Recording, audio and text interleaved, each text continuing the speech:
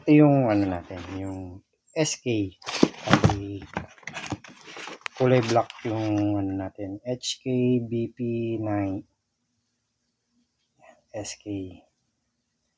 Yan yung ating unit. Iano natin kung paano daw kalasin.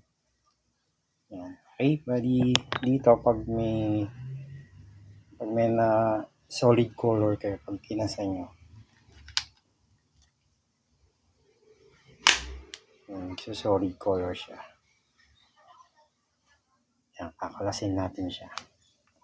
180 FPS lang to ah. Ganda nito ay full alloy to. Yung ano niya ay parang optic fiber. Yan. Okay, ganito lang yan. Pag gusto nyong baklasin. Okay, kakalasin natin siya. Baba nyo lang yan. Ikasan natin. Tapos baba nyo. Yan, naka side lock siya. Side lock. Tapos tanggalin nyo yung magazine. Tapos bitawan nyo yung side lock niya. Tandaan na. Pag ayaw matigas, kalabitin nyo lang yung gatilyo. Yan. Ganda ng load nito. Hindi kalas siya. Parang pwede kayo mag-training paano magkalas ng mga ganitong parts. Okay? Ito yan. Bali, may spring siya. Ano nyo lang yan. Para mahatak nyo ng buo. Yan.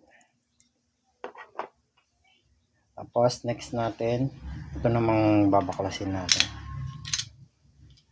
Ito. Yan. I-push nyo lang yan para makuha nyo yung, para lumambot yung spring niya. Tapos, itong air pump niya. Ang dami lang isa.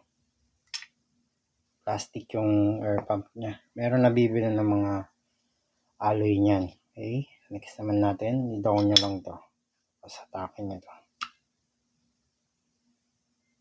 Yung air pump niya.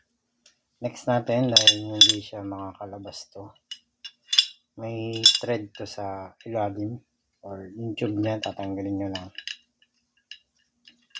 Yung metal din to. Metal. Tapos, hatakin nyo na. Yan. Ano nyo to ah? Tag dito. Yan, ito ay metal, yung head niya. Pwede nyong ipakrom to. Yan, ito ay optic fiber. Mas matigas pa sa plastic. Bubuhin na natin siya ulit. The next natin, yung uli natin tinanggal.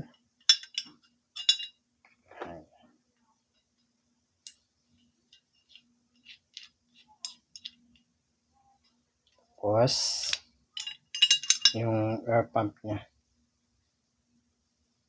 Ito. Yung ano niya.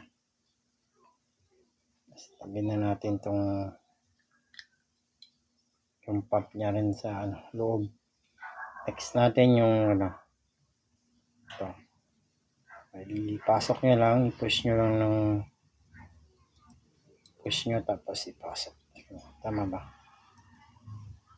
Yan, tama. Okay. Yan, okay. Pasok na ng maayos. Next natin yung natin. Itong spring niya dito sa pag kinakasa. Napasok na lang yan dito.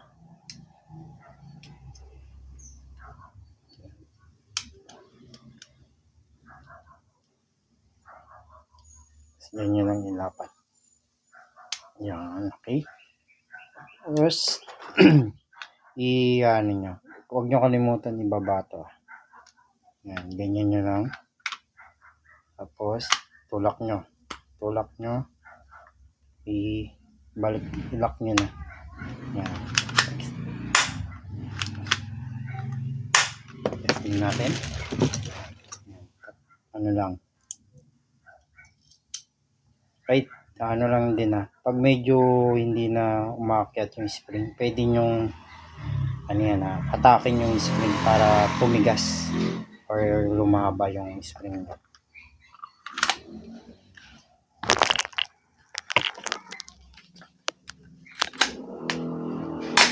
Grabe, lakas din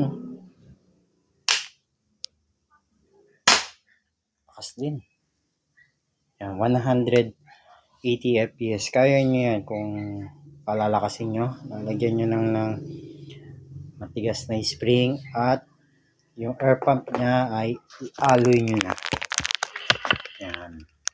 Tas talaga tinamaan yung mga